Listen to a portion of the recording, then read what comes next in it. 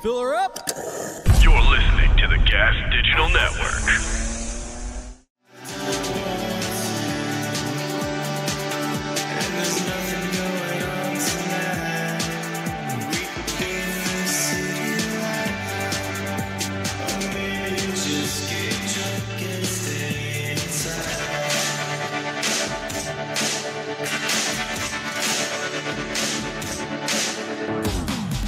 Good afternoon, Michael Malice here. Let that be your welcome for the next hour. This is an episode I've been champing at the bit to have happen without even realizing it. Because on July 22nd, 2020, a year ago, I tweeted out, there has never been as sustained, prolonged attack on small business as we've seen in 2020.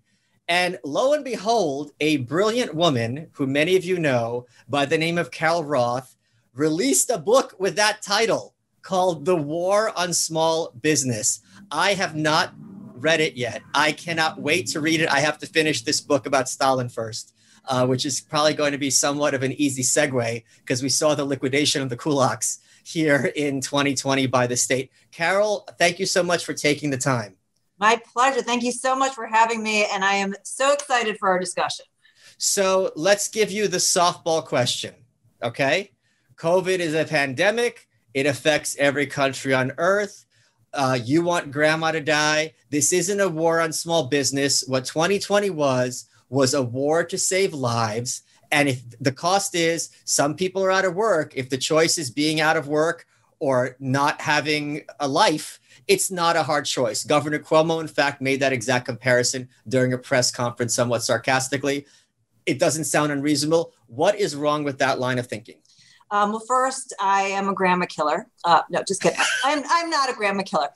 So the issue is that in 2020, you had a situation where the government decided who is essential and who is not essential, who is going to thrive, who is going to fight to survive. And it was not based on data and it was not based on science. It was based on political clout and connections. And by doing this, they enabled this gigantic transfer of wealth from Main Street to Wall Street. I mean, if you wanted to say, okay, we needed to lock some of the people down, because let's be clear, we didn't lock everyone down. If you really thought we needed lockdowns, like Amazon's warehouse didn't lock down, the weed dispensary that was illegal a couple of years ago didn't lock down. It was essential now. If you wanted to lock everyone down, that would be one thing. If you were not going to do that, if you were going to take the property rights of some subgroup because they were not politically connected, you had to appropriately compensate them under eminent domain in the Constitution. So that did not happen either. So we didn't have full lockdowns and we didn't have appropriate compensation. We just had the political whim of tyrants. And unfortunately, that never seems to work out for the little guys, does it? Well, you know, one of the things I have something I always urge people to do is study different schools of thought and take things from them. Even if a school of thought is incorrect, it can at least be thought-provoking. Historically, one of the things, until recently, like, you know, you and I are both old enough to remember this was like yesterday, the left was very skeptical of corporate power. Occupy Wall Street was, 2012? This is hardly a lifetime ago. Maybe it's the before times. And the concern for the left for decades, far more for Republicans, was what happens when corporate power and the government collude.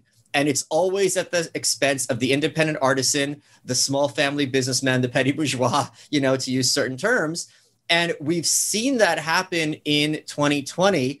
And I've seen very little pushback from non-traditional leftist channels. Like you would expect maybe like a Mother Jones or a Jacobin or something to say something like that. Am I ignorant? Was there more of a pushback than I have been oblivious to? Absolutely not. First of all, I'd like to point out the subtle dig at my age. Yes, I am an old. Wait, do you see? Do you know why I shave the sides of my head? Because that's where the gray hair is. So please, I can just teach you how to cover them up. I'm really good at that. We're all cocoon here. Benjamin Button situation. No, this is the craziest thing. You know, you would think that like small business and the little guy would be the rallying point of the corporate press. And it just isn't. I mean, I will tell you, I've been locked out of all traditional media. And I'm somebody who's been in the media for the last like dozen years on a multi-weekly basis, talking about, the plight of small business owners. And I literally it was completely unintended that I proved my book that like nobody cares about the small business. So despite the rhetoric that came from the side, like, oh, we need to champion the little guy, like literally nobody gives a crap. There was a small business week that happened a couple months ago. And I wrote an article at the end of the week on Fox Business of all places. And it was like, so what did you do for National Small Business Week? Oh, like you didn't hear about it? Because like literally not a person talked about it. Yeah. And, this is one of the reasons why it has driven me from New York. As I've said, until my face is blue, I'm moving to Austin, because to me, as someone who lived in Brooklyn, what made New York special was all these independent places where you could hang up your shingle. I'm a young designer. I'm a young aspiring restaurateur. I'm a young, musician. I could come to New York. It's going to be tough. You can make it here. You can make it anywhere, but at least I'm going to be competing with the best, learning even if I fail. And all these different venues that I and my friends frequented, which gave New York the character and kept it from being like a giant strip mall, have been systematically and simultaneously destroyed. Park Slope is a neighborhood that's close to me. And you go down, not only the stores boarded up, which happens, rents go up, so on and so forth. That's normal. But these are places that have been around since the 70s. Places, family. One store in Park Slope on 7th Avenue, it's a health food store. It goes, the sign, which was like, it wasn't even a marker. It was like, metal letters, family owned since 1970. So that is a family that for 50 years had a place that was selling things to the neighborhood. And now for literally no reason that I can see, that whole family's SOL. I mean, this to me, and there seems to be no hand wringing that we had to do this, but now that we did it, let's kind of make it right. I mean, it's insane. We have one here in Chicago in the Lakeview neighborhood called Southport Lanes that under a couple different names had been around just shy of 100 years. It was about to make it to its 100-year anniversary. It survived prohibition as a bar and gathering place, but could not survive this set of government mandates and shutdowns. And that is the absolute, part that makes me so frustrated and so angry. And it's so many. I think that like sometimes when people talk about small business, they think it's like this niche, like, oh, it's just like a handful of business. Folks, this is literally half the economy and 99.9% of all the business entities. Before COVID, 30.2 million small businesses in this country, about half the jobs and half the GDP. So you've got half the economy that's completely decentralized, has that character that you're talking about, stands for free markets and independence and freedoms. And then you've got the like 10 to 15,000 big businesses. Half of them are public. Those are the ones that are in cahoots, with the government. And, if you're a politician, like what's easier? Do you want to control half the economy through like a couple of entities or through 30.2 million that you can't, get on the same page? So the fact that you had this happening and then the wealth transfer on top of it which is just staggering. You had 7 tech companies gain $3.4 trillion in market value. And that happened on 2 levels. That happened on, we are going to shut down your competitors. So the dollars are going to flow instead of going to these small companies. They're going to go to Amazon and to Walmart and Target, who all had record revenue. So their revenues increased. But then you had the Fed printing trillions and trillions of dollars and flooding that into the market, which expanded multiples, disrupted risk, and increased the value of those companies. So those 2 factors basically just transferred wealth from savers, retirees, small businesses, and the average American directly over to the people who are already wealthy. And I have no problem with, wealthy or inequality or any of these kinds of things that people throw around if it's done when you compete in the market. But when it's done by government mandate, I have a big problem with that. Do we know anything about how people like Jeff Bezos and the Walmart people behave behind the scenes? Did they encourage this? Did they keep their hands clean? What do we know?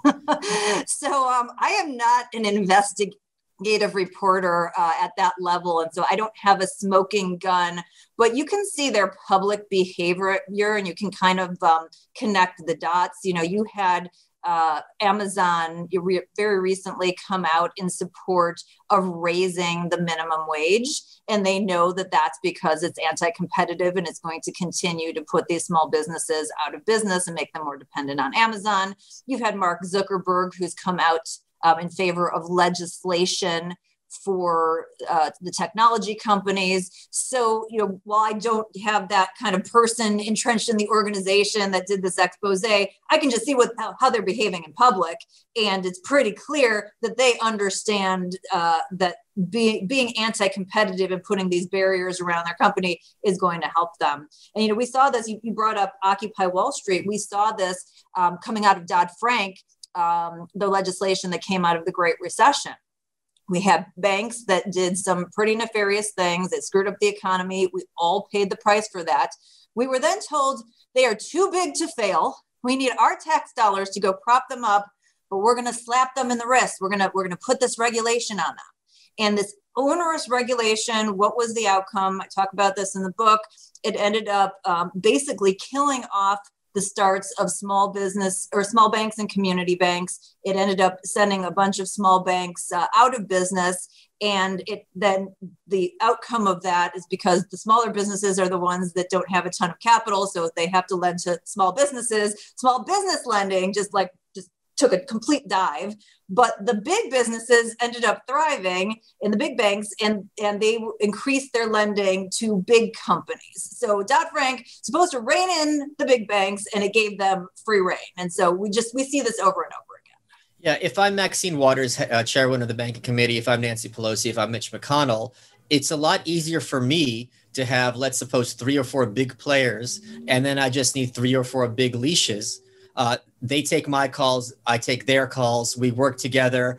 I, take my cut, I get my reelected, and basically one hand washes another. But if I have 1,000 actors in the field, it's a lot harder for me to get consensus. And some of them are going to make it a point by competing on defying me. So if I'm in Washington, it's going to be a problem for me. So I don't think people appreciate to what extent corporate America and Washington collude to basically make this kind of, checks and balances on each other, but at the expense of literally everybody else. And I have to think that that's got to be driven by the corporate entities. One of the favorite stories in my book, which is just so blatantly ridiculous, is about Maxine Waters, which made me think of it when you brought it up. As head of the Financial Services Committee, she decided she was going to crack down on student lending. And she brought in the head of the big banks and she said, so what are you going to do about the student debt crisis? And, the first big bank guy's like, we're not in that business. And then the next guy goes, we're not in that business. She gets to Jamie Dimon, who just throws her under the bus. And he's like, when you guys took over the majority of student lending, we had to exit the business. So she's on top of the Financial Services Committee and she doesn't realize that they nationalize most of student lending. I mean, that's what we're dealing with. This is a total clown show. Do we have any, I wish it was only a clown show because I think, we can laugh at clowns. True. But this is getting a little close. Clowns are scary though, Michael. I mean, I think most people think clowns are scary, right? Well, I think the people need to point out is that the Joker's a clown, right? So a lot of times we talk clowns, we think, haha, these people are buffoons. It's all well and good to be a buffoon. When you have a buffoon with a $2 trillion budget and police and an army behind you, all of a sudden these punchlines get bloody and deadly. And I think that, that cost, the psychological cost alone of 2020 is something that, people have started talking about, but it's still not going to be understood for a very long time. Tom Woods, who you probably haven't heard of, he's this very failed podcaster. He makes the point that children need to see faces when they're walking around. They need to see smiles. This is something that child psychologists know very well. The social smile is something infants produce before they can even talk. Dogs on the street, this kind of it's a very alien society we've created, something out of a sci-fi movie. And it just seems to be oh, well, we're going to do what we can. Hey guys, let me take a quick second and thank one of our favorite sponsors here at You're Welcome, Fume. Fume is a natural inhaler that makes it easy to get the benefits of super plants on the go. What it is, it's a Canadian-made wooden inhaler, no electronics, and you use cores that are filled with the benefits of super plants. It's a natural portable tool for algae relief, relaxation, and a great nicotine replacement. You slide your core into your Fume and you breathe in the benefits of Mother Nature. It's that simple. If you go to breathefume.com, BREATHE Fume, FUM.com, and use code MALICE10, you get 10% off your order. And what's great about Fume, it's a great way, I'll say it twice because that's how great it is, to get off of nicotine, get off of vaping, and transition to a healthier lifestyle. They've got a bunch of different flavors: bubbly lime with lemon, lime, and spearmint for energy and mood boosting, reassurance. Got lavender, lemon, cinnamon for calming stress relief. If you go to breathefume.com/malice and use code MALICE10, you get 10% off your order. Not too shabby. Let's get back to the show. Let's talk about state versus state, which I'm sure you have looked at. Yes. Some states lock down harder than others. Can I make the devil's advocate claim that the states who locked down harder than the states who didn't lock down, sure, it may have had a business cost, but that did end up saving much more lives? You cannot make that claim. The data shows that there wasn't a big differential in terms of the deaths per million between those who had the big lockdowns and those who had a lighter touch approach. In fact, some of those that locked down the hardest tended to be the ones with the most deaths per million. Now, obviously, part of that has to do with the fact that there were bigger cities, so you had more clusters, and obviously the age situation. I mean, we know that a lot of the deaths came because of the nursing home mandates that were enacted by Cuomo and followed by people like Murphy and Whitmer and Wolf and the rest. So if they hadn't done that, we probably would have seen a completely different situation in terms of the approach to lockdowns as well as the deaths. But even though there isn't a big differential in terms of the deaths per million, there is a differential in terms of the economic outcomes of the states. And you're seeing the ones that obviously took a lighter touch approach having the better economic outcomes. But even states, even states that you would think would be better and had a lighter touch approach still did some really ridiculous things. I mean, I talk about Texas and Governor Abbott in the book. I mean, they threw a woman in jail for opening her hair salon, Shelley Luther. I mean, this was, she locked down for a couple of weeks. She said, fine, I'm going to pitch in to flatten the curve. But like between weeks 4 and 5, she's like, well, I got a family to feed. My stylists have a family to feed. She opened up, they put her in jail. And then they had to, change the rules. So, that came with some pressure and the fact that she was pretty badass and is willing to stand up. But even at Texas throwing small business owners in jail. I mean, this is like bizarre. What has changed your views the most between 2020 and 2019, having seen, I think, what has been a completely unprecedented social scenario in both of our lifetimes?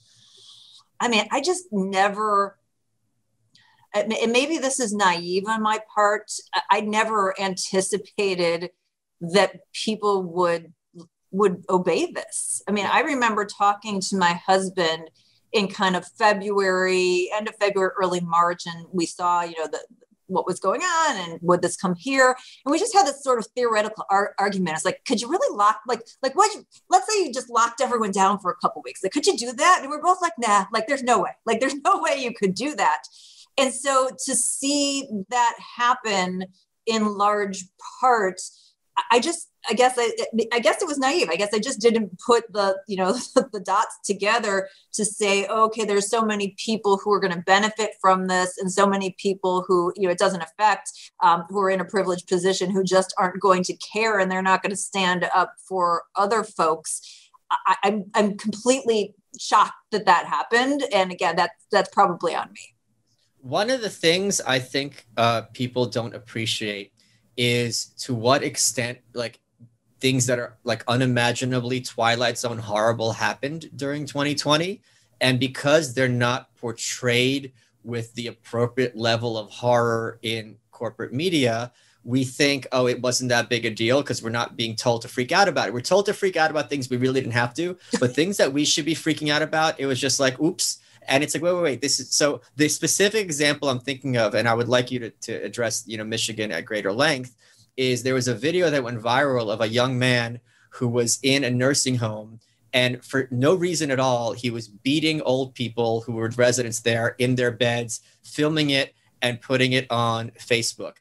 The kid had a record. He was arrested as a result of this. Thankfully, one of the old men died as a result of this. But it turned out, and I really hope I'm wrong, that because this sounds so crazy, it's like I must be missing something, that he was in those nursing homes because it was mandated by Governor Whitmer that people be quarantined with the elderly.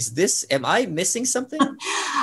So I did not study that. I remember the video. I didn't study that particular one because I was focusing on more sort of the economic outcomes. Sure. But certainly, one of the big issues were the mandates around the quarantines.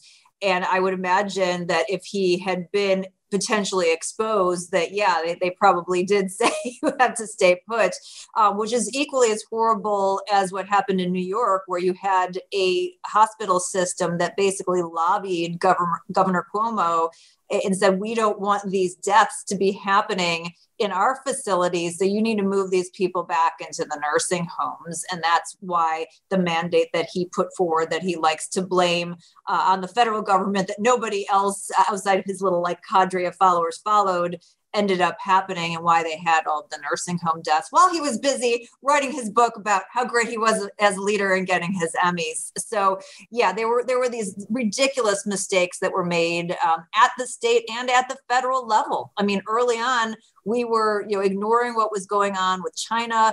The EUA process for getting testing made it just impossible for the private sector to put out tests that they had developed, and now that they were rationing it, and that completely screwed us. The State Department gathered up all of our personal protective equipment and shipped it off to China in the beginning of February. And then everybody was told not to wear a mask, that it was going to kill you. So I lay out this timetable, and I think as so much time goes on, you kind of forget what had happened in those early days. And then you look at it and you're like, what the hell just happened here? How is this real life? But, it's set up to do that. It's set up for failure. And whether you think it's, incompetence, diseconomies of scale, nefarious intentions, or probably some mixture of all of those things, I mean, that's exactly what was going to happen. Well, okay, so let's play devil's advocate again. What alternative are you suggesting? Just because something had bad consequences, just because things didn't end up the way we looked, at a certain point, it wasn't this inevitable. Yeah. And, you're kind of complaining that there's a cost, but there was going to be a cost anyway. This is not a utopia. So, there's two different routes you can go, right? You can go the personal liberties route, or you can go the full lockdowns route. If you had gone the full lockdowns route and everybody participated in the pain, if you had Amazon's warehouse shut down, if the Fed didn't prop up the stock market after it cratered and people were losing all kinds of money, those big and powerful people would have been screaming. They have been screaming to the people at the end of those leashes that you talked about. And they go, okay, yeah, we probably can't do that. I think the lockdowns don't last, 2 to 3 weeks, maybe at most.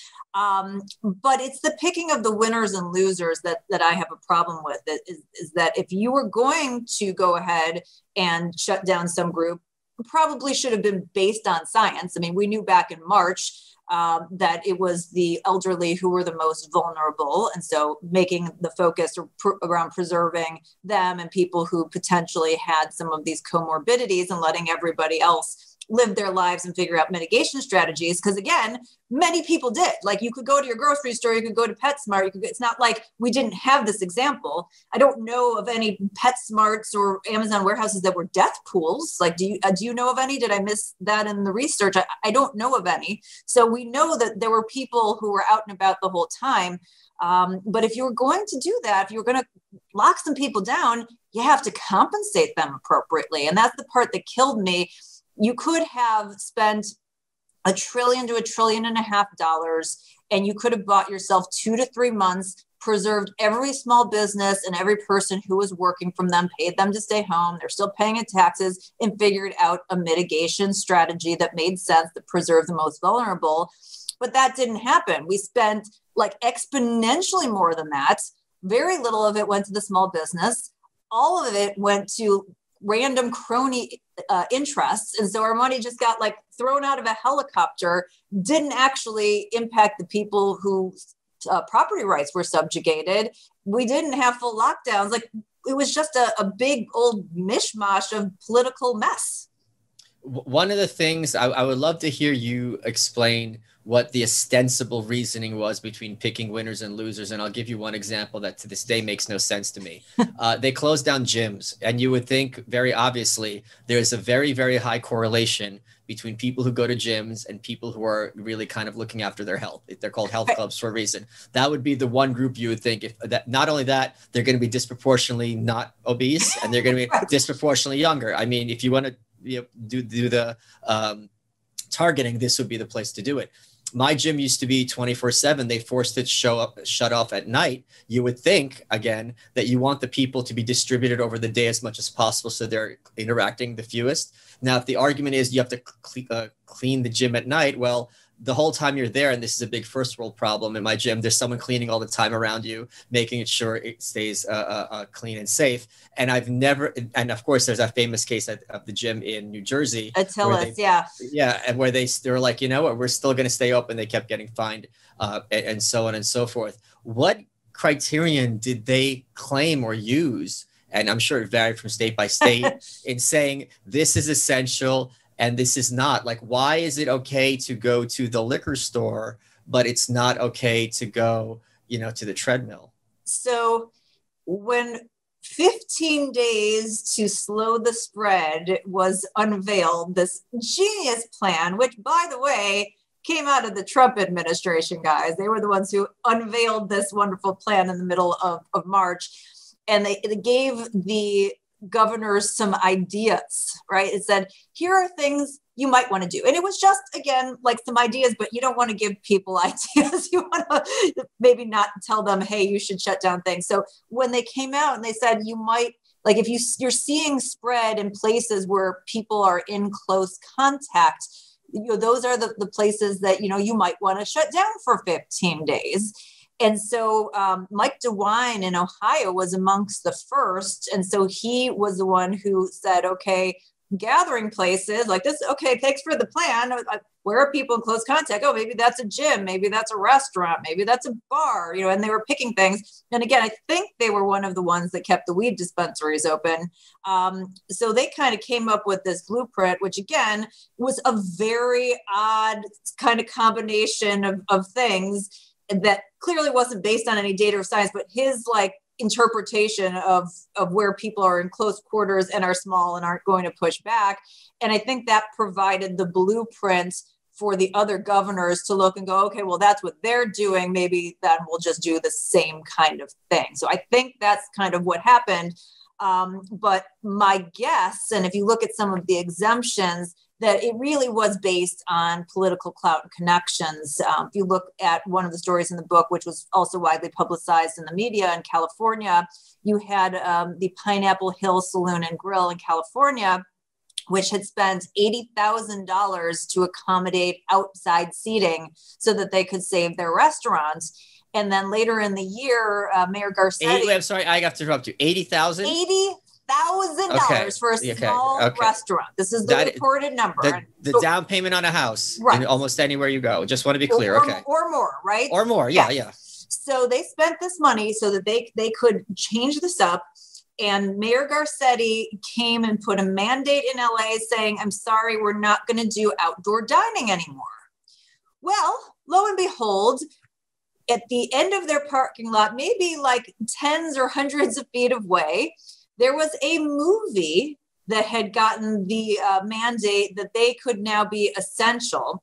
And they set up catering for their cast and crew in the parking lot, literally feet away from the outdoor dining that was told that, I'm sorry, we can't do this. So the community business that's invested $80,000, that's been there forever, said you can't do outdoor dining. but the movie can shoot and you can do outdoor dining for the cast and crew feet away. There is no data and there is no scientific reason for that. That is political clout and connections. And oh, by the way, one of the lobbyists who for the film industry or whatever was seen having dinner with Gavin Newsom at the French Laundry weeks prior. So like you can very easily connect those dots.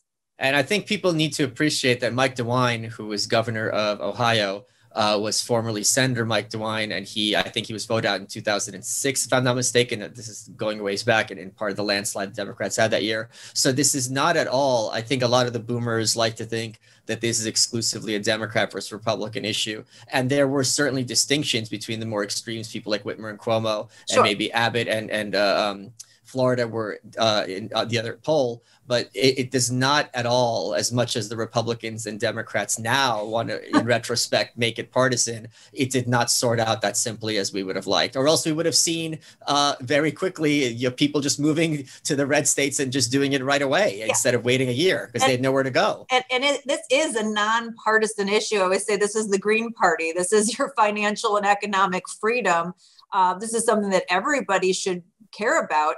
And the reality of the situation is what's happened to the government in terms of the number of laws, the amount that they're spending, the debt they've racked up, the Federal Reserve, the purview of things that they're involved in has happened under both parties. And if you want to be honest about the biggest duopoly in the world, it's the two-party system that we have. So certainly like right now, the Democrats have worse ideas and they are more harmful, but that doesn't mean that the Republicans escape blame and that just putting the right person from the right party in a slot is going to fix what is clearly a systemic problem. Yeah, I think a lot of people have this kind of cognitive dissonance where they just tell themselves, well, if we just had a president that was like Donald Trump, none of this would have happened. And it's like, but you did, and it did. So it really doesn't port to your hypothesis. And then the argument's like, well, if you had a Republican Congress, it's like Congress really didn't have as much to do with this as the state-by-state governors did. And as you just said, DeWine was the one who was taking the lead. And now if you really want to be a boomer, you could argue, well, he's not a real Republican. Okay, fine. So there's one Republican, two, DeSantis and Abbott and Christie Noem maybe are the only Republican governors. Everyone else doesn't count. I mean, you had Governor Hogan in Maryland, who's a Republican. You had Charlie Brown, I think is his name, in Massachusetts, Governor Brown. Both were kind of against the Trump administration. Is Charlie Brown, but let's just call him that because that's fun. Right? I'm having a brain fart. It's Charlie something. But they're kind of arguing with President Trump, saying Trump's not going far enough. Do you think, again, I have to play devil's advocate because I think I'm even more to your side than you are. And to the point where I can't even acknowledge what my desired consequences would be here. But do you think if there had been more federal oversight and federal leadership and more of a national policy, then things would have been a little bit smoother? Absolutely not. Absolutely not. I mean, unfortunately, the situation is the government is too big to succeed. They have so much under their purview, they can't do anything well. And you can just look at the testing situation to see what happened there.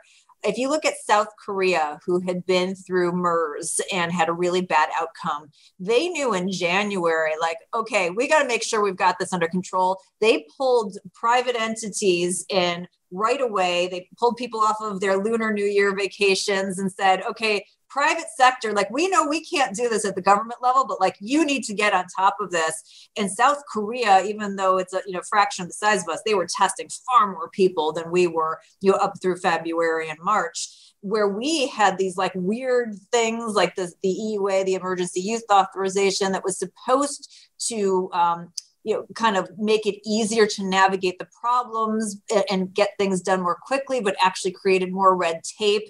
There's a story in the book about folks who were trying to get something done and their application was rejected because it was submitted by email. They had committees they had to put together to get paperwork. And then the CDC produced the first testing kit and it didn't work. None of it worked. So that the labs went, well, if we do this, this, and this, we can get the right answer. And they said, I'm sorry, under government authorization, you can't do this. And so the government red tape was what stood in the way of sort of all the early dropping of the ball. So the fact that, people are pushing for more power and control instead of, letting people make decisions that make sense is the absolute wrong direction. I mean, even the masking situation, if you think about it, people were going out and buying masks early on just to, say, hey, I'm not sure if this works, but like, I want to take control of my protection. And so, I've seen people when I'm traveling do this on airplanes. So maybe I'll just go buy a mask. And they literally came out and told you not to do this. And then the media ran cover for them. And MSNBC and the Washington Post and on said, don't buy masks. Masks are bad for you. Masks are harmful. And I have NBC News, and this is a great story in the book, actually making fun of President Trump because he went, and you can totally hear him say this if you do it in mind. So I don't understand.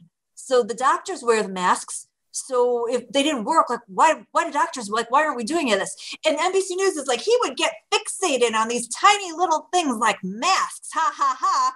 And 3 weeks later, completely change the narrative and be I can't believe President Trump is not telling people to wear masks. And you're what the hell is going on here? I just tweeted a couple of weeks ago, there was an NPR story from April of last year where a doctor or a nurse said that they were fired or at least disciplined because they were wearing a mask at the hospital. And this is something that, if you look at it now and you bring it up, even if you had the receipts, they would still call you a conspiracy theorist. I know that never happened. I have an entire thread of here's why people don't trust the experts and the media, and literally just took their tweets and their headlines and just went one by one in a whole thread. And people are still running interference. Well, Dr. Fauci is such a great guy and blah, blah. And I'm are you insane? He literally came out and said, we lied and we did it because we think you're stupid. And we didn't think, we didn't want you to go and take the PPE away from the doctors when they ended up coming out in April and saying, anyway, we still don't have enough, but just make your own at home. So they could have said that at the beginning, but they just he admitted they blatantly lied. Well, but he had to do that. What was the lie that they admitted that they told? He admitted that they told people not to buy masks because he was worried that the providers, the healthcare providers, wouldn't have enough of them. So he admitted this, and we have videotape of him saying all of these things in interviews. So this is not a hypothesis or connecting the dots, but he thought there would be a run on it. And so that they just made the decision to lie. Okay, yeah. So given the priorities that, we're going to have to save some lives, we would rather, this is Machiavellian, but it's not completely incoherent. Given that we have to choose who's going to live or die, right? We are going to choose that the doctors have a better chance of life than the general population. But they could have done that too. They could have said, we're in a crisis. We need this for the hospital. So please, here's how to make a mask at home, which is, by the way, what they did say in April, 2 months later. Wow. So, yeah. Okay. So I think if he said that, it's look, let's make sure, because that happened with the vaccines. There were lots of people who said, I'm not getting a vaccine until all the elderly and at-risk people get that, which I thought was a very reasonable approach to it. If I get COVID, okay, it's going to suck. If that person gets COVID, they may die. I'd rather be miserable for a week than take someone's life. I think that's a reasonable calculus to be had there. Yeah. But he didn't make that clear. He just said, no. They lied. And then they started going the complete opposite direction. They're literally, the Surgeon General said it could be harmful to you to wear a mask. And again, I don't care where you come out. You might think masks are stupid or silly. That's not the point. The point is the continued flip-flopping of the situation, and then the entire gaslighting that, no, you're crazy. We never said any of this stuff. We've been completely consistent, and we're here for you. It's just clearly not the case. One of the concerns I have, which I already know you most certainly share, is World War I and basically the kind of takeover of the economy via Washington set the table for the New Deal. Because the argument was, okay, we had the Great War. We could all wrap our heads around, you're having this war to end all wars, all hands on deck. You have to have it be centralized, so on and so forth. So that when FDR comes in 1933, and he's we have the Great Depression. It's look, we've been through this before. You can't tell me that the Great Depression is less of a threat than the Hun that we fought and won successfully. So we're just going to do the same thing. Now that the path has been set and people have been acclimated to it, can't you easily see people saying like, all right, we're going to shut down business for a month to say prevent climate change or to protest white supremacy? Like even worse, so that I can get a stimulus check. I mean, they're literally people who were paid off with like a $1,200 payment. And they're like, yeah, I'm good. Not realizing the broader cost to them and to their future opportunity. And I think that's the really scary outcome here, which I believe is entirely intentional. They're conditioning people to feel like the government is going to take care of you, that they're the best ones to take care of you, whether it's crisis or not. And I think that this is an intentional set of baby steps towards proposing universal basic income and trying to get more people on the government dole. They're teaching people that you shouldn't go back to work. We're going to enhance unemployment. You deserve more. The government will give you more than that, bad old business. And all of these things, these are conditional responses, and people are going to give up their economic freedom and their ability to build wealth for the quote unquote supposed security that the government's going to pay you like $1,000 a month. So that's the part that scares me, is that the people were just like, yeah, well, I'm getting my Donnie dollars. I'm getting my Biden bucks. I'm good. Yeah, even if it's not intentional, there's certainly, if you keep feeding a stray cat, maybe you don't want it to move into your house, right. But you're certainly giving that cat that message, regardless of whether you're ignorant or this is, you secretly want a cat or so on and so forth. People can't help but get that message that, okay, if there's going to be a crisis, I don't have to plan for that because I'm going to get free 4-digit checks in the mail and everyone else is suffering too. So what right do I have to complain? Yeah, I mean, that's the case. And then even people who didn't need the checks were kind of like, well, we don't need them, but I always get screwed over on these kinds of things. So I'm just going to take it. And it doesn't seem so bad. Like, they don't understand, like, it's your money. It's your obligation. Like, you're not getting something. It's not like, some guy's like reaching into his pocket, like your rich uncle, and actually like handing you something. I don't think people fully have gotten their heads, like the average American have like fully gotten their heads around the fact that the government doesn't produce, like, for the most part, goods and services. And so it's not actually like producing any income. It's got one of two things. It's either taking it from you and calling it revenue, or it's making it up at the Federal Reserve level by a digital entry and devaluing your purchasing power. Like that's it. Yeah, this is one of the things Hillary Clinton, talked about a lot about, like, oh, the middle class is getting screwed. And, a lot of these kind of DLC types like the Clintons and Joe Lieber perhaps are very big focused ostensibly on, okay, let's look at the middle class. We can't just be the party of the far left and the poorest of the poor. But what we did see is like, look, if I'm, very poor and I'm not doing well for myself and I'm getting that $1,400 check in the mail, if I'm Jeff Bezos, my business is booming. So you have the people at the very bottom who had maybe no savings. Now they're getting taken care of. You have the big corporations who are getting taken care of. And the middle, whatever, 80%, 60%, they're the ones who are just, like you said, the small business owners. It is a war on them. And it's really amazing, Carol. It seems like this is the one war the government's winning. I mean, for the first time since World War II, we actually have a war that the federal government is implementing that they're successful at. War on drugs, war on poverty, more drugs, more poverty, Iraq, Afghanistan disasters. Here they're doing pretty well. And it's costing them just about as much as all the other wars. So from a return on investment standpoint, it's better. I mean, and we joke about this because it's so horrifying. Like, I feel like we can't come to terms. Like, if we were really to be as angry as we are, like, this would be really unpleasant. But if you just think about wealth creation opportunities, I spent a lot of time talking to people about how they can create wealth. And wealth comes through ownership and equity. Not equity like, everybody has an equal outcome, but equity ownership, the financial term, which is, by the way, a very different scenario and is actual real equity. So if you think about the things that they are attacking in this war that they're winning, they're attacking home ownership. Right. You're seeing BlackRock using basically taxpayer funds to get free money to go out and buy up neighborhoods And it's very difficult for the average person to go out and compete and get a house right now. They've disrupted risk in the stock market. So, if you're trying to own a stock, you have to take ridiculous amounts of risk to get the same kinds of returns that you were previously going to get. You get equity by owning a business. They're making it impossible for people to own businesses and making people think twice about starting businesses. So all of the ways that you create wealth in this country, and under free market capitalism, you'd have unlimited wealth creation opportunities. They've moved you away from that. They moved you towards central planning. And the outcome of that is that you have fewer wealth creation opportunities. And obviously, the further that you are away from being in the club, the fewer the opportunities you have and the higher the barriers it is for you to participate in that wealth creation. That's freaking scary, guys. Today's episode is brought to you by Sheath Underwear, the official underwear of hunks and studs all over America.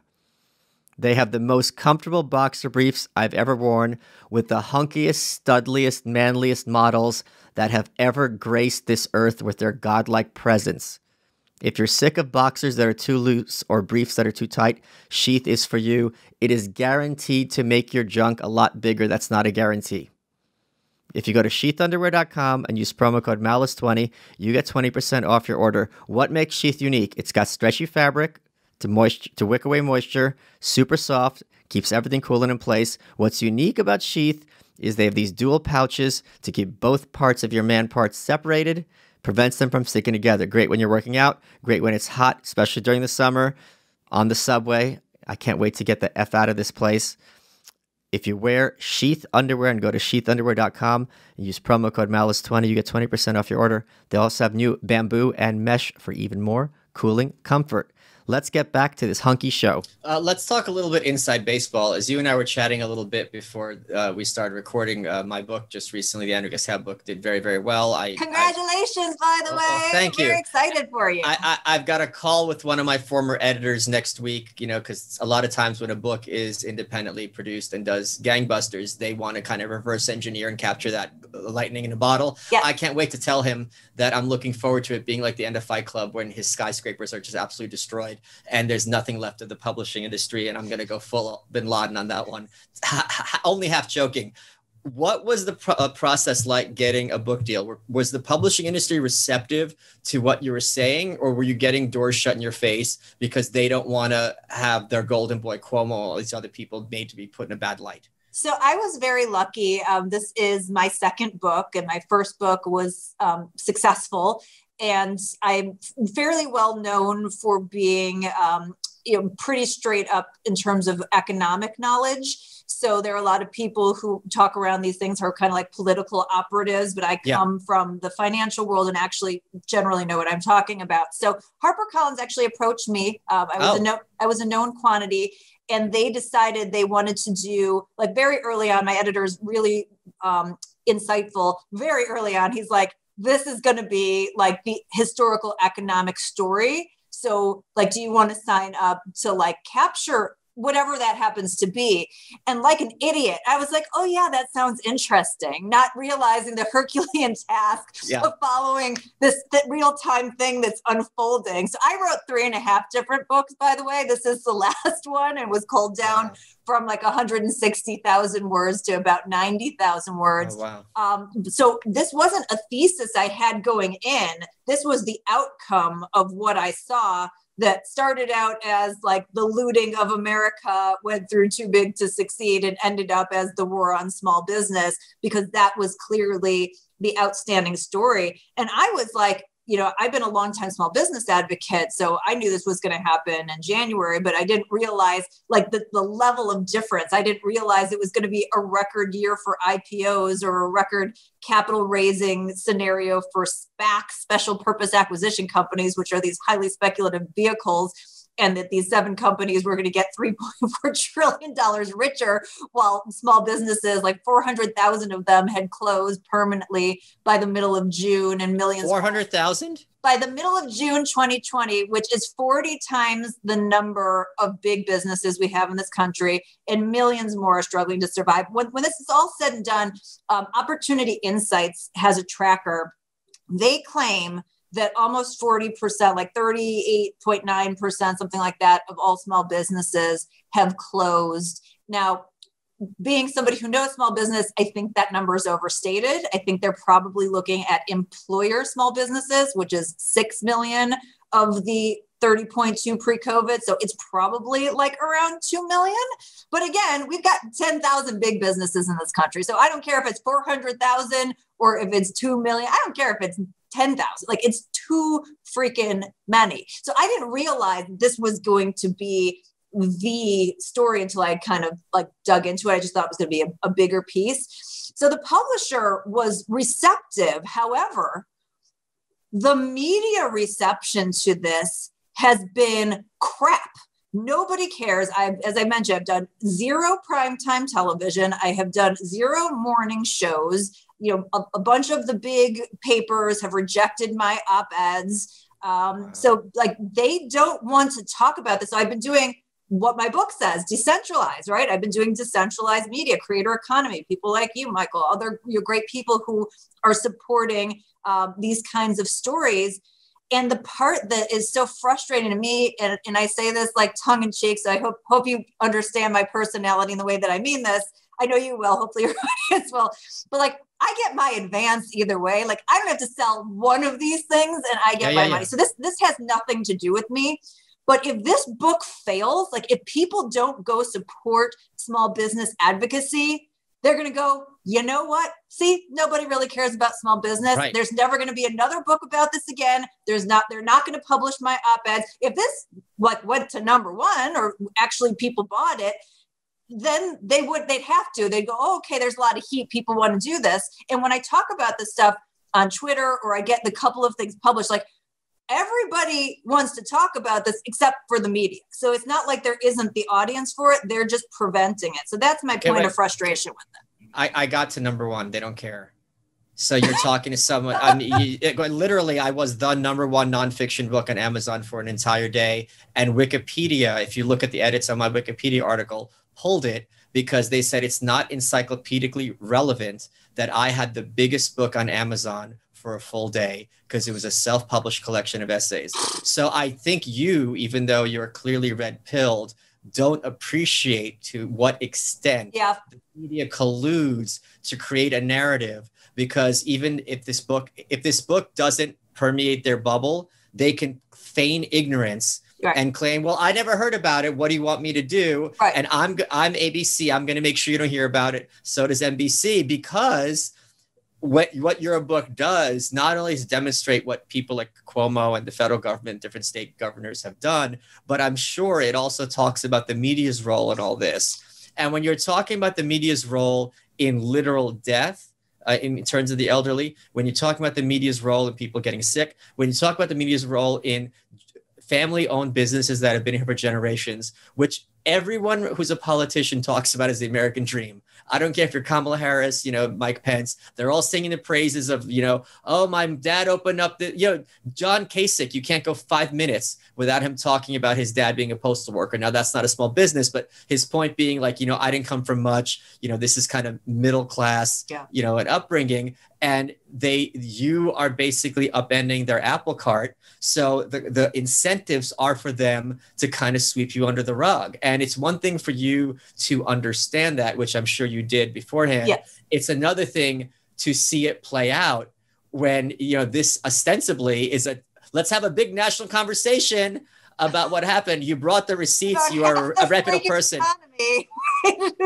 and they don't care. It's like they'll have a lot of hand wringing about like small newspapers, like the St. Louis newspaper going out of business and things getting nationalized, but they're not actually going to have these kind of small newspaper advocates discussing what the New York Times and the Washington Post are doing to further this centralization, if anything. No, I mean, it's an excellent point, and you're right. I mean, it's perhaps some bravado and perhaps some ignorance. Well, I can break through. My publisher, this is. I mean, I'm with HarperCollins. I'm not with Joe's publisher, and they are baffled. Like they're like literally because I'm like a marketing gal. They came to. I got to interrupt you. They came to you. Right. They came to me. Right. Yeah. So clearly, their incentive is all right. We got a great idea for a book. This is going to be in the airports. It's going to do gangbusters. Right. It's red meat for the right. Their thinking process. Who do we get? Roth. Right. She's photogenic. She's well spoken. She does her homework. She's the perfect face and mind for this project. Oh, great. She's into it. Let's do it. Yeah. They got all their ducks in a row. Yeah, I mean, it's crazy. So like my last book, because I'm a business person by nature. Yeah. So my last book, I had, I don't know if you've ever seen my action figure. It's behind me, the Carol Roth action figure. And I used that as promo, and I did. We all have ourselves behind. Yeah, exactly. Like, we're a very humble crew here. Very, very, very self-deprecating, humble.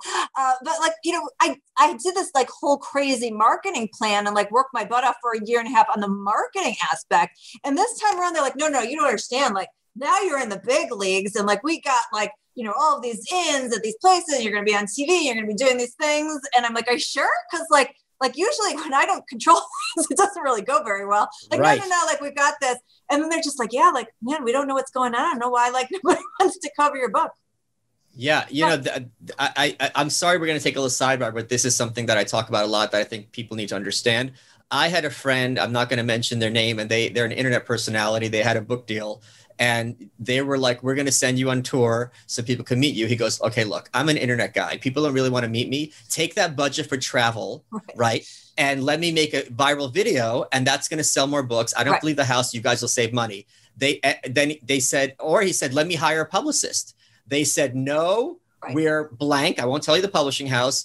We know what we're doing. Shut up. We're going to sell the book. That's our job. He got no media. No one showed up really to their book door, and they're like, oh, well. And it's like, okay, if you're going to take ownership of this kid, please raise him to, and give him some food. And they don't. And so I'm sorry that this has been your experience, although it does sound like they did.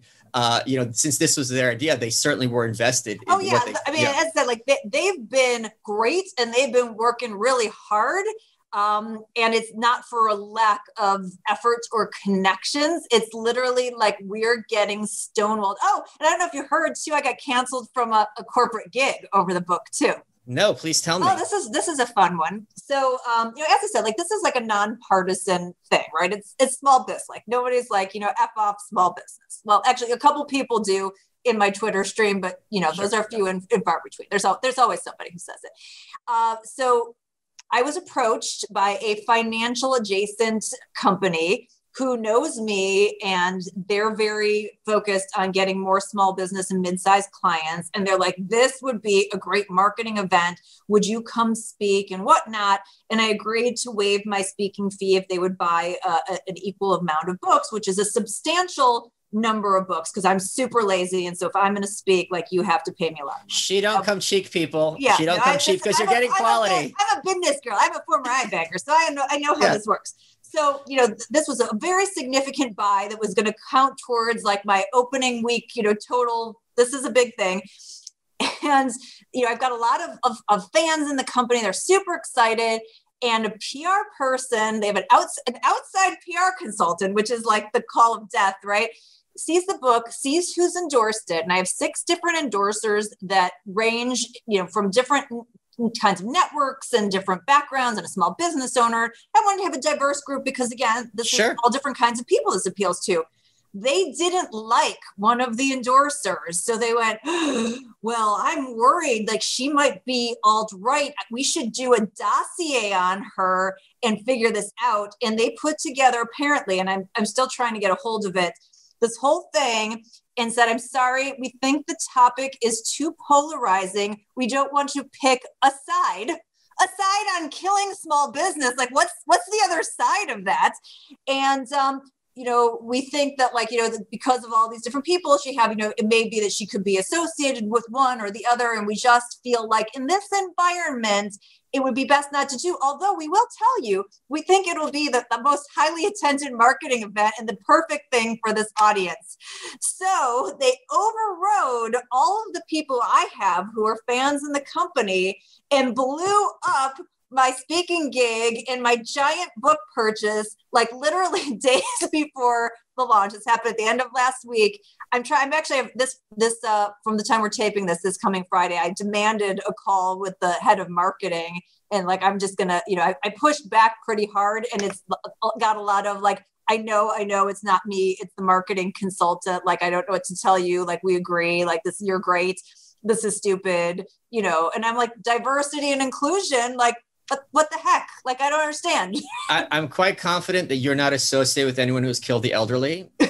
So you would think that would be a grandma killer, though. I did admit it on this podcast. Yeah, but you didn't associate with any grandma killers. Now you yourself. So if we're worried about associations, I think you're clean. But I think something else that conservatives don't appreciate is you hear this argument a lot on social media that these agencies, whether it's corporations or corporate media outlets, they're only concerned about the bottom line. The reason they say this is because of clickbait.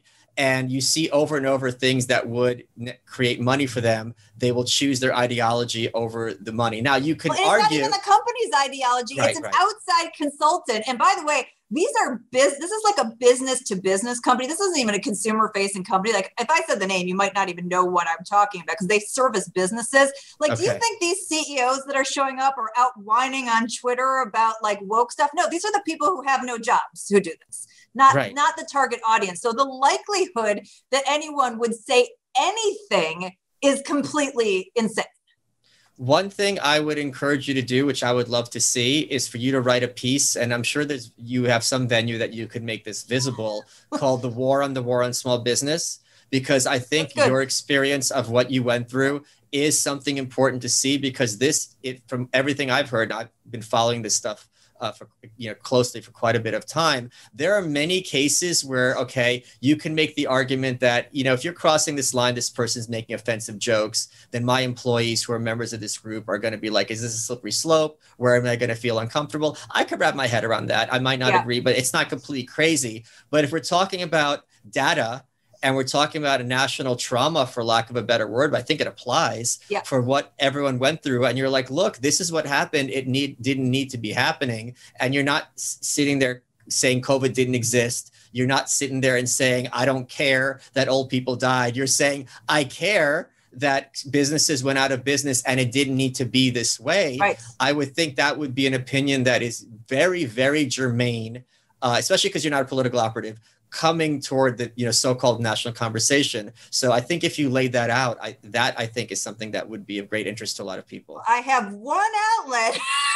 I have columns at Fox News and Fox Business, and that's been the hilarious thing. So, the other thing that I've been speaking out about, in terms of the economy being rigged and this wealth creation is, I don't know if you've been following, what's going on with the ape army and the retail revolution and GameStop and AMC and all of that. And so Charles Payne at Fox Business has been a big supporter. We've been talking about this, and Fox News gave me a platform to talk about this. And it was at the top of Fox News opinion for 24 plus hours. That's never happened because people, again, want to talk about them not having the opportunity to create wealth in an uneven playing field. And the amount of other places that turned it down was insane. Nobody from TV picked it up. And then everyone went wait, Fox News is now the one that's standing up for the digital Occupy Wall Street 2.0. What's happening here? So, hopefully they'll give me the platform to do that. But it's been a wild ride. And like you said, already red pilled, but this has been an interesting one. And it's unfortunate because, again, it's not my story. Right. I'm the mouthpiece for the people who don't have the ability to tell the story. And they're the ones that are going to end up getting screwed in the end. The new book is called The War on Small Business. We're going to have the links in the show notes so people can go out and buy it. am ecstatic to be able to read this, especially even more after this interview. Carol, we're running out of time. What has been your favorite part of this interview? So my favorite part of the interview is when you called the American people stray cats. You are welcome.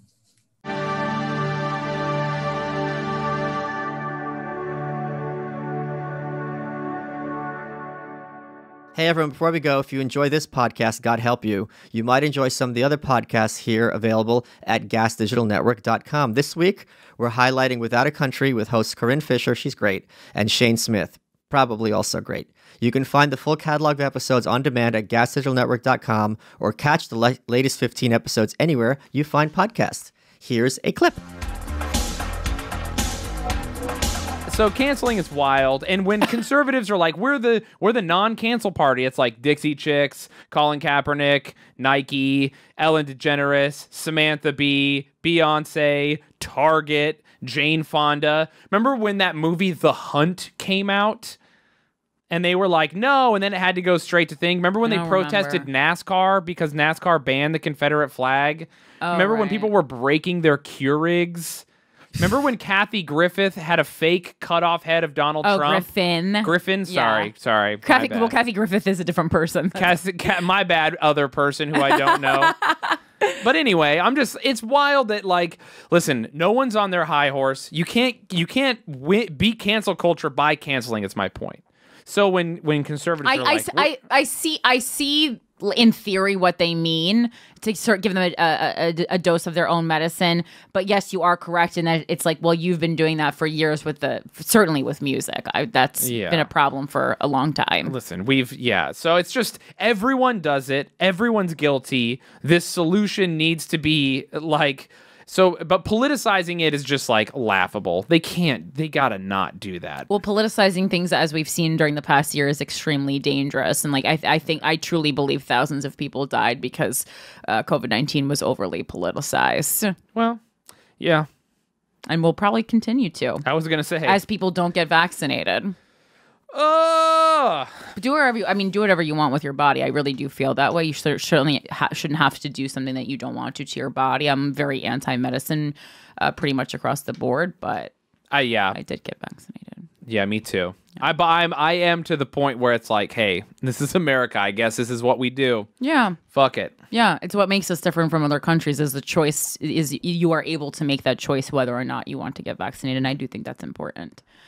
All right. And that's another thing the left is like. The left is just with the shouting of like, get vaccinated, wear your mask. I was like, I'm doing these things because I personally want to do these things, but the way you're speaking about doing these things online makes me not want to do them. Yeah. Even if the result will be I will get sick or die. People saying that they're going to continue to wear masks because they don't want people to think that they're conservative is absolutely. What did I tweeted about just making a mask that's a gun that points into my mouth because that's how it makes me feel when I read that. It's insane. Wow, so insane. How about don't wear a mask if you don't want to? Okay. How about maybe where you stand politically, don't make it your entire fucking personality also. It's just wild. I know that's like a cute little tweet that's going around, like, insert here, make it not your whole personality. Well, make your political identity not your whole fucking personality. Like, maybe have your own opinions about things.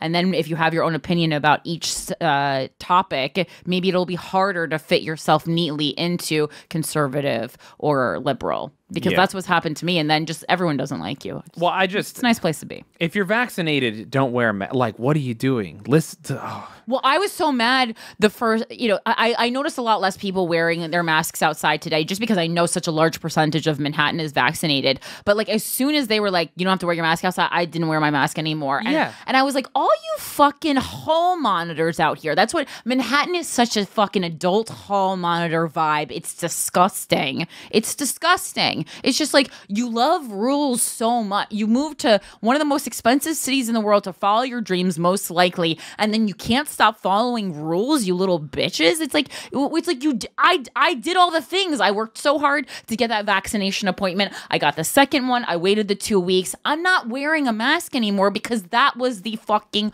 agreement. What are you trying to prove? Who are you trying to be better than? Yeah, it's fucking wild. With your fucking mask. I'm the same way. I just look at someone and I go, they're not wearing one. Okay. I just don't. Why would I even think about it? There's nothing I can do. I got vaccinated. I did what I was supposed to do. I have no more thoughts. Exactly. I did the things. So fucking Done, crazy moving on. for people to be like shaming each other about it. I'm just like, wow. Well, cool life. You seem cool.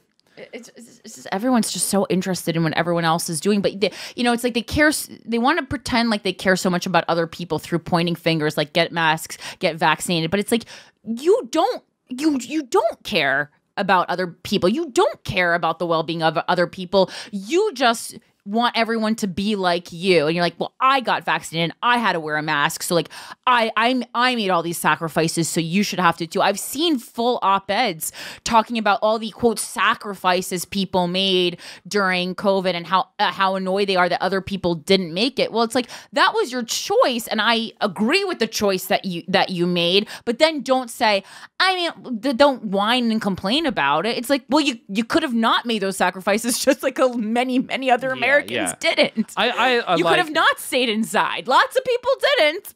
That was your choice. Yeah, it's wild. I mean, last year I lost more money. I lost more money than I made my entire life legally leading up to that year combined. In just because I was like, oh, this is the right thing to do. Yeah. And now I'm going to not wear a mask, and I will fucking tombstone. I will body slam someone through a table if they question me. It's wild.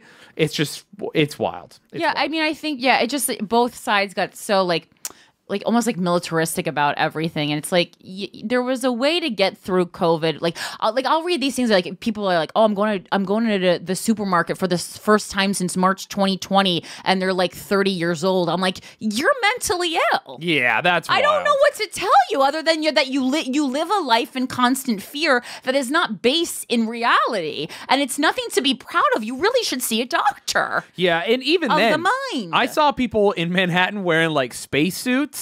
And like, cool, good for you. If that's how you're comfortable to go out, but like to just be like, I don't go. I literally haven't gone to the grocery store for a year. It's like, get the spacesuit, dude. Do something, like do more. I don't know. That's wild. Some of my friends said things to me that I was like, I don't even feel safe around you. Like, what if something happened that we needed to defend ourselves? What if there was a public shooting? It's like, I can't carry you too, because you have absolutely zero survival skills. It's a very, very old Boy Scout joke. I don't have to be faster than the bear. I just have to be faster than you. Oh, there you go. Yeah, so there you go. Keep that in mind for next time you're in the wilderness or you're getting shot at.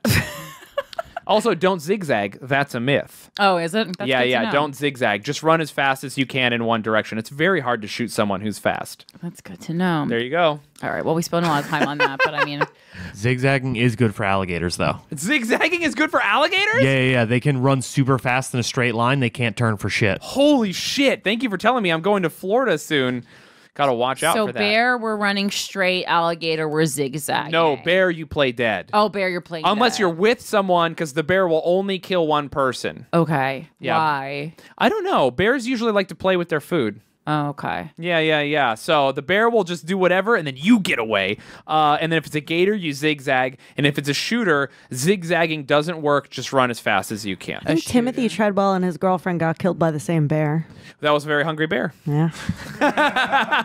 What, did they run? Did one of them run while the other one was getting eaten? One of you has to get eaten.